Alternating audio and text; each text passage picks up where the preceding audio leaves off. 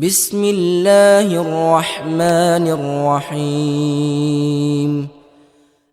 Alladzi 'allama bil qalam, kemudian buat legasi yang sifatnya bisa bermanfaat lebih bagi generasi yang berikutnya. Salah satu caranya dengan menulis. Ya.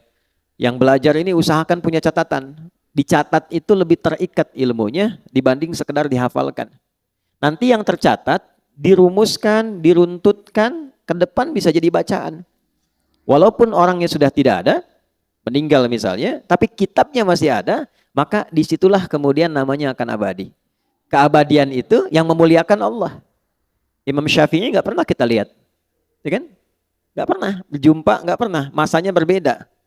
Tapi karyanya sampai sekarang masih bisa kita akses dan dengan itu beliau dimuliakan keabadiannya. Karena itu orang-orang bijak mengatakan kalau Anda masih ingin eksis sampai dengan masa depan, maka wariskan ke masa depan itu tulisan-tulisan dari karya kita yang paling baik. Tidak ada yang terbaik kecuali menyampaikan pesan-pesan yang dimuliakan oleh Allah Subhanahu wa taala.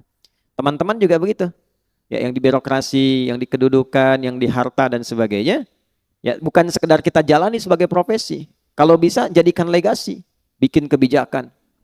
Ya, buat kreativitas, bikin inovasi, tulis. Supaya satu saat dikenang, saya pernah mengalami ini, diwariskan, minimal anak cucu bisa baca. Oh, dulu saya kenal kakek itu begini, ya, bukan cuma lihat fotonya. Ya kan? Wah, kakek ganteng juga ya. Oh, ternyata pernah main sinetron, ganteng-ganteng serigala gitu kan. Repot juga, ya. Kita bikin tulisan lebih bagus, terukur, ya. Balik, 'allamal insana ma lam ya'lam. Kemudian yang kedua, selalu berusaha berinovasi untuk menemukan sesuatu yang baru. Ya, jangan pernah terpaku pada satu hal. Cari sesuatu yang baru, bikin kreativitas sehingga lebih berwarna. Nah, cara menemukan ilmu yang baru itu kita sampaikan, itu kuncinya dua. Satu, rajin mendekati Allah, ya kan? Kita sudah ambil dalilnya di Quran surah 18 ayat 65, ya kan? Fawajada 'abdan min ibadina atainahu rahmatan min indina wa 'allamnahu min ladunna ilma. Khadir yang dimaksud di situ. Abdan itu sifat bagi orang yang rajin ibadah. Nah, biasanya ini catat rumus ya. Ini saya belum pernah kasih rahasia nih, tapi pagi ini rahasia di antara kita nih ya. Kita bagi dikit nih. Jadi di Quran itu nabi saja itu panggilannya itu dibagi 3 oleh Allah. Oke? Bagi berapa? 3. Untuk panggilan ya, bukan penyebutan nama. 1 nabi, ya ayyuhan nabi. 2 rasul. Ya? Yang ketiga abdun. Kalau misinya adalah pesan untuk menyampaikan informasi di lingkup pribadi dan keluarganya. Ada yang sifatnya khusus, ada yang bisa kita tiru. Itu panggilannya biasanya nabi. Tapi kalau sifatnya informatif untuk semua, termasuknya semua akses, itu rasul. Jelas? Tapi kalau disebutkan sifat ibadah beliau yang demikian tinggi, itu panggilannya abdun. Menariknya, tidak ada satupun nabi dalam Al-Quran yang disebutkan kata abdun kecuali bersanding dengan keistimewaan. Ya. Pokoknya kalau sudah abdun pasti nikmat, ni'mal abdu innahu, nah, dan seterusnya. Ya. Nabi Muhammad itu saat diundang Isra dan Mi'raj, hal tertinggi yang belum pernah dialami para nabi dan rasul sebelumnya, itu panggilannya bukan rasul, bukan nabi, tapi abdun. Subhanalladzi asra bi abdihi, bukan bi rasulihi, bukan bi nabihi. Jadi ternyata Allah naikkan derajat kita itu, ditambah gitu, itu saat kita menghamba. Makanya sering saya katakan, kalau kita rajin sujud menunduk, Allah pasti mengangkat. Tapi kalau orang banyak mengangkat, Allah pasti tundukkan itu. Ya, pasti ditundukkan dengan cara apapun. Nah, jadi termasuk rumus ilmu pengetahuan. Kalau ingin ditambah ilmunya, Allah kasih tambahan, maka naikkan status abdunnya. Dan di Quran, amalan seorang abdun itu selalu dibuka dengan iman. Iman dulu, baru amalan, baru jadi hamba. Contoh, sholat itu deklarasi keabdunan kita, penghambaan kita pada Allah. Deklarasi pertamanya dalam sholat. Karena itu kita katakan iyyaka na'budu wa iyyaka nasta'in. Ya Allah, kami sekarang menyembah sebagai abdun. Kan? Dan kami mohon pertolongan darimu. Itu pertama kali kita katakan dalam sholat. Kalimat sholat itu dibuka dengan iman. Pertama kali di Quran. Al-Baqarah ayat 3. Alladzina yu'minuna bil ghaibi wa yuqimunas sholah. Iman dulu baru sholat. Nah kalau sholat konsisten, imannya diisi bagus, itu persamaannya ilmu diberikan. Di mana ditemukannya? Di Quran surah ke-58, Tarawih semalam, Al-Mujadalah. Di ayat yang ke-11. Ya. Iman dulu. Ya ayyuhalladzina amanu. Ya kan? Perhatikan kalimatnya. Ya ayyuhalladzina amanu. Idza qila lakum tafassahu fil majalisi fafsahu yafsahillahu lakum. Wa idza qila lakum unshuzu syuzu. Yarfa'illahu alladzina, iman dulu. Amanu minkum walladzina utul ilma darajat. Kalau iman naik, ilmu pasti ditambah. Pasti itu. Ya, itu sudah rumus. Nah, jadi yang pertama kita coba tingkatkan keimanan pada Allah, rajin sholat. Sholat, ya, nanti pasti akan ditemukan hal baru. Yang kedua, ikuti petunjuk Nabi. Misal, kalau mau belajar, ikuti petuah dari Nabi. Begini cara belajarnya. Keluarkan kitabul ilmi. Kalau mau bisnis, ikuti pola bisnis yang ditunjukkan Nabi.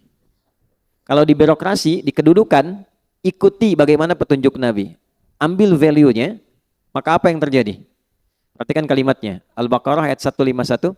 Kama arsalna fikum rasulan minkum yatlu alaikum ayatina wa yuzakkikum 2 wa yuallimukumul kitaba 3 wal hikmata 4 5 wa yuallimukum ma lam takunu ta'lamun.